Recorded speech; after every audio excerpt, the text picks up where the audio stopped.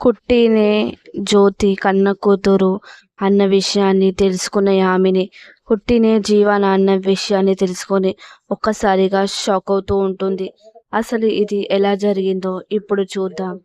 కిచెన్లో ఏదో తినాలి అనిపించి పాయసం చేస్తూ ఉంటుంది. నేను ఈ పాయసం చేస్తున్నాను, ఎలా వస్తుందో ఏంటో, ఫస్ట్ నేను చిన్నత్తయ్య గారికి తినిపిస్తాను, అప్పుడు ఎలా ఉందో తెలుస్తుంది అని అనుకుంటూ పాయసం చేస్తూ ఉంటుంది. ఇక పాయసం చేసి బౌల్లో వేస్తూ ఉంటుంది. ఈ పాయసాన్ని నేను చిన్న అత్తయ్య గారికి తినిపించాలి, తనని ప్రయోగం చేపించాలి, ఎలా ఉందో ఏంటో అని చెప్పి ఇక వెళ్తూ ఉంటుంది. ఇక ఇందుమతి వంశీ ఇద్దరు మాట్లాడుకుంటూ ఉంటారు. ఇందుమతి వంశీతో యామిని కూడా ఇంట్లో నుంచి వెళ్ళిపోతుందంట. ఇప్పుడు ఏం చేద్దాం అని అంటూ ఉంటుంది. అప్పుడు వంశీ, పోతే పోనీ అమ్మా, ఏం చేయాలి, అదేంట్రా అలా అంటావు, యామిని కదా, యామిని ఇంట్లో ఉంటే మనం తనతో ఏదైనా చెప్పి కుట్టిని ఇంట్లోకి రానియకుండా చేయొచ్చు. యామిని ఇప్పుడు మనకి ఆయుధం, తనే లేకుంటే ఇప్పుడు మనం కుట్టిని ఇంట్లో రాకుండా ఎలా ఆపాలి, తనతోనే మనం అన్నీ జరిపించాలి అని చెప్తూ ఉంటుంది. అప్పుడే ఇక యామిని వస్తూ ఉంటుంది. ఇక చిన్నత్తయ్య గారు అని అనుకుంటూ వస్తూ ఉంటే ఇక వంశీ ఇందుమతి మాటలు వింటూ ఉంటుంది. ఇదేంటి యామిని అని నా విషయాన్ని మాట్లాడుకుంటున్నా అని చెప్పి అక్కడే ఆగి అన్నీ వింటూ ఉంటుంది. అప్పుడు వంశీ, అవునమ్మా, నువ్వు చెప్పేది కూడా కరెక్టే. ఎందుకంటే ఇప్పుడు ఇంట్లో ఉంటే మనకు కూడా ఉపయోగపడుతుంది. ఆ కుట్టిని ఇంట్లోకి రానివ్వకుండా చేస్తుంది కాబట్టి ఎలాగైనా మనం ఆపాలి, తనని వెళ్ళకుండా మనం చూడాలి అని చెప్పి అంటూ ఉంటాడు. ఇక ఇందుమతి కూడా, అవును, ఆ కుట్టినే జీవన అన్న విషయాన్ని ఇంతవరకు ఎవరికి తెలీదు. ఆ కుట్టికి తెలుసు, మనకి తెలుసు. ఆ కుట్టియే జీవన అనే విషయాన్ని జ్యోతికి కూడా తెలియదు. ఆ విషయాన్ని ఎవరికి తెలియకుండా తనని ఇంటి నుంచి దూరం చేయాలి.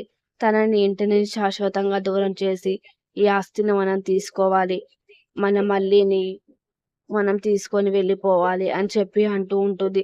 ఇక ఆ మాటకి ఒక్కసారిగా షాక్ అవుతూ ఉంటుంది యామిని. ఏంటి, కుట్టినే జీవననా, మరి ఇక్కడున్న జీవన ఎవరు అని అనుకుంటూ ఉంటుంది. ఇక మనసులో అసలు నాకేం, అసలు ఇక్కడ ఏమవుతుంది, వీళ్ళు మాట్లాడుకుంటుంది నిజమేనా అని అనుకుంటూ ఉంటుంది.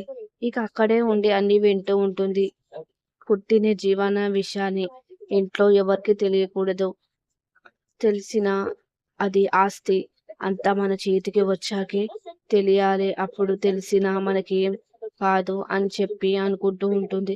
ఏంటి, ఆస్తియా, అంటే ఈ ఆస్తిని వీళ్ళు కావాలని సొంతం చేయాలని చూస్తున్నారా, అంటే ఈ ఆస్తి కోసమే ఇదంతా చేస్తున్నారా, జీవన రూపంలో ఉన్న ఆ అమ్మాయి ఎవరు అని అనుకుంటూ ఉంటుంది. అంటే ఇన్ని రోజులు జీవనగా నేను తనని అనుకున్నాను, తను జీవన కాదా అని మనసులో అనుకుంటూ ఉంటుంది. ఇప్పుడు నేను ఏం చేయాలి, ఇలా ఈ నిజాన్ని ఎలా తెలియాలి, ఇన్ని రోజులు ఎంత నమ్మాను, చిన్నత్తయ్య గారు నన్నే మోసం చేస్తారా, ఈ ఆస్తి కోసం ఇదంతా చేస్తారా, అసలు మీరు మనుషులేనా, ఒక కన్న తల్లికి బిడ్డని దూరం చేస్తారా, ఇంత చెడ్డవారు అనుకోలేదు అని మనసులో అనుకుంటూ ఉంటుంది. ఈ విషయాన్ని ఎలా చెప్పాలో అర్థం కావడం లేదు అని అనుకుంటూ ఉంటుంది. ఈ విషయం ఎవరికి చెప్పినా ఆధారాలు కావాలి, మరి ఈ విషయం ఎలా చెప్పాలో ఏంటో అని చెప్పి మనసులో అనుకుంటూ ఉంటుంది. అసలు ఈ జీవన రూపంలో ఉన్న అమ్మాయి ఎవరో తెలుసుకోవాలి అని అనుకుంటూ ఉంటుంది. ఈ విషయాన్ని నేను చిన్నత్తయ్య గారిని అడిగితే చెప్పారు, నేనే ఎలాగైనా తెలుసుకోవాలి, ఆ తర్వాత జీవనగా ఉన్న అమ్మాయిని నిజ స్వరూపం బయట పెట్టి ఈ ఆస్తిని నేను దక్కించుకుంటాను అని చెప్పి అనుకుంటూ ఉంటుంది.